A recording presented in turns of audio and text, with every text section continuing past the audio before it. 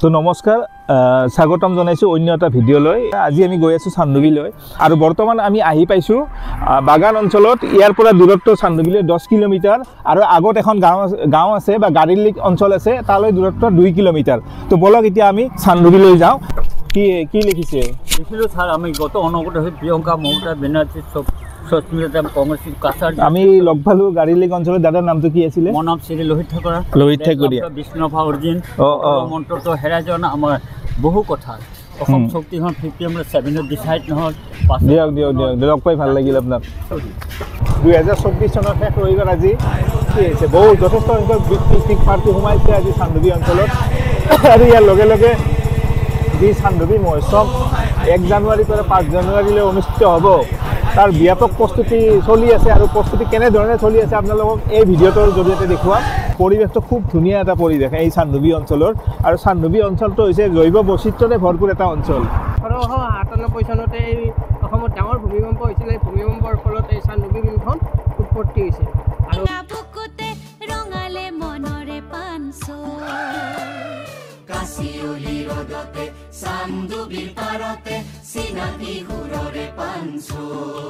তো ফাইনেলি আহি পালোঁ চান্দুবিৰ বাকৰিত। ধুনীয়া এটা দেখিবলৈ খুব ধুনীয়া ভাল লগা এই পূজাটো। আৰু ইয়াতে লোকবাদ্য, যিটো বাদ্য থাকে, এইবিলাক তেওঁলোকে ইয়াতে প্ৰদৰ্শন কৰিব। খুব ধুনীয়া এটা পূজা আৰু চাবলগীয়া এটা খুব ধুনীয়া। আৰু এইটো কি হ'ব? এইটো প্ৰদৰ্শনী গৃহ। আপোনালোকে ইয়াতে কাম কৰি আছে নেকি? আৰু এইটো যিটো প্ৰদৰ্শনী মেলা হ'ব ইয়াতে ভিতৰত। আৰু মূল গেটটো এইটো হৈছে, পাইছে এইফালে সম্পূৰ্ণ সেই গেষ্ট হাউচৰ কাম এইফালে চলি আছে। আৰু চান্দুবি মহোৎসৱৰ বাজেট আছে তেওঁলোকৰ 60 লাখ টকা। আৰু আমি জানিম তেওঁলোকৰ মুখেৰে। তো চান্দুবি মহোৎসৱৰ 1 জানুৱাৰীৰ পৰা 5 জানুৱাৰীলৈ বিভিন্ন কাৰ্যসূচীৰে তেওঁলোকে আয়োজন কৰিব। আৰু এতিয়া সম্পূৰ্ণ প্ৰস্তুতি চলি আছে ইয়াতে। আৰু ইয়াতে আমাৰ এই কমিটিৰে বিপুল বড়ো আছে, আৰু তেওঁ কৈ দিব 2 এষাৰ প্ৰস্তুতিৰ বিষয়ে। আৰু প্ৰস্তুতি পূৰা কাম চলি আছে। মঞ্চৰ কামটো আমি কৰি আছোঁ বৰ্তমান। প্ৰায় 80% ওলাইছে, বাকী কালাৰ চালাৰৰ কামখিনি আছে। তো হৈ যাব, আহক আপোনালোকে। আমাৰ নিজৰ অনুষ্ঠান বছৰে এনেকৈ লগা হয়। আৰু ইয়াত কি হয়, কামবোৰ নিজৰ ষ্টাইলত কৰিব পাৰি, নিজৰ ডিজাইনত ভাবি মেলি। সেইটো কাৰণে ভাল লাগে কাম কৰি। বছৰে কৰাই যায় আৰু আমাৰ কাম ইয়াতে। ঠিক আছে, লগ পাই ভাল লাগিল। আপোনাকো ভাল লাগিলে এটা হেণ্ডশ্বেক। তো আমি ইয়াৰে চান্দুবি মহোৎসৱৰ এই বিষয়ববীয়া সম্পাদক, চান্দুবি মহোৎসৱৰ সম্পাদক আপোনাৰ সত্যজিৎ ৰাভা, আৰু এখেতে প্ৰস্তুতি সম্পৰ্কে দুহাৰ কৈ দিব। আগন্তুক 2025 যিটো চান্দুবি মহোৎসৱ 5 দিনীয়া কাৰ্যসূচীৰে তেওঁলোকে মানে আয়োজন কৰিছে, তাৰ প্ৰস্তুতি সম্পৰ্কে দুহাৰ কৈ দিব এখেতে। হয়, নমস্কাৰ। কোনোতে অসমবাসী ৰাইজলৈ আৰু আপোনাৰ ইউটিউব চেনেল দৰ্শকসকল সকলোলৈকে আগন্তুক নৱবৰ্ষৰ শুভেচ্ছা জনাইছোঁ।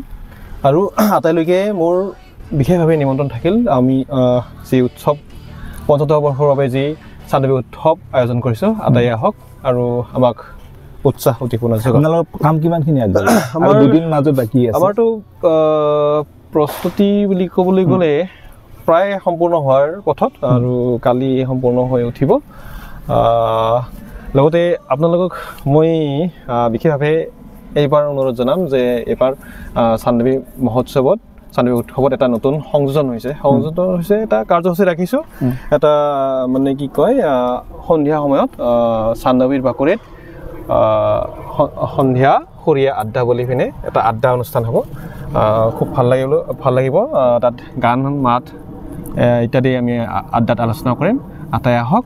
লগতে যি আমাৰ চান্দুবি উৎসৱৰ মটো, সেইটোতো থাকিবই। সেই মটোটো হৈছে আমাৰ চেফ চান্দুবি চেফ হেৰিটেজ। এইটোক লক্ষ্য কৰি মানে সৰগত কৰি আমি উৎসৱখন উদযাপন কৰি আহিছোঁ। আৰু বিগত বৰ্ষৰ দৰেই বিভিন্ন জনগোষ্ঠীয় নৃত্য সমূহ উপভোগ কৰিব পাৰিব। আমি চেষ্টা এটা কৰিছোঁ। লোককৃষ্টি, লোক সংস্কৃতি, সাজপাৰকে আদি কৰি বিভিন্ন ধৰণৰ আমি ইয়াত মানে থাকিব। আটাই আহক। আৰু আমাক উৎসাহ দিবলৈ যোগাওক। আৰু এইবাৰ 15 সংখ্যক হ'ব না 15 বছৰ আপোনালোকে এইবাৰ ভৰি দিব আৰু 15 বছৰত 15 বছৰ হ'ব। তো চান্দৱী উৎসৱৰ আয়োজনৰ মূল কাৰণটো কি আছিলে?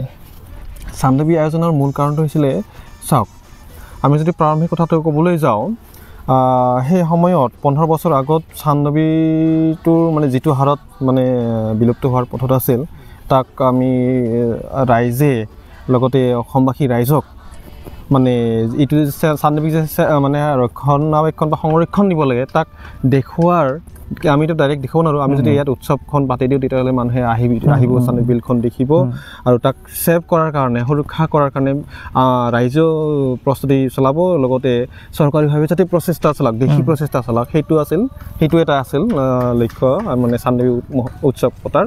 আৰু লগতে চান্দৱীৰ লগত যিবিলাক নৃগোষ্ঠীয় লোক আছে, বিভিন্ন জাতি জনগোষ্ঠী আছে, সেইবিলাকৰ যি কৃষ্টি সংস্কৃতি আছে, সেইবিলাকো লাহে লাহে মানে কি বিলুপ্তৰ পথত আহি পৰিছিলে।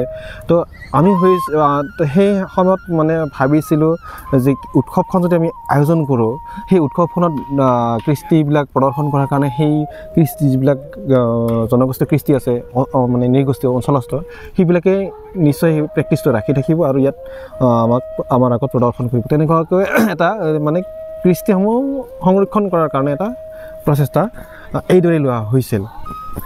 লগতে সাজপাৰ কথাটো থাকিলেই, এতিয়া ধৰক ইয়াত যেতিয়া সাজপাৰবিলাক প্ৰদৰ্শন কৰা হ'ব বা দোকান পোহাৰ হ'ব, তেতিয়া মানুহে ল'ব, পিন্ধিব, সেইটো এটা তেনেকুৱাকৈ এটা চিন্তা কৰা গৈছিল।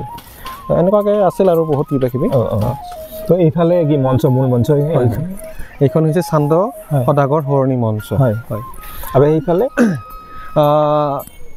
এইখিনি হ'ব প্ৰদৰ্শনী, আৰু ইয়াত থাকিব বিপণী, থাকিব বিভিন্ন ধৰণৰ সাজপাৰ বিপণী থাকিব, ইয়াত থাকিব প্ৰদৰ্শনী, এনেকৈ আৰু সেইফালে আমাৰ কাৰ্যালয়টো আছে, আৰু তাৰ অপজিটে কাৰ্যালয়ৰ অপজিটে আমাৰ বাণিজ্য মেলা বুলি ৰাখিছোঁ।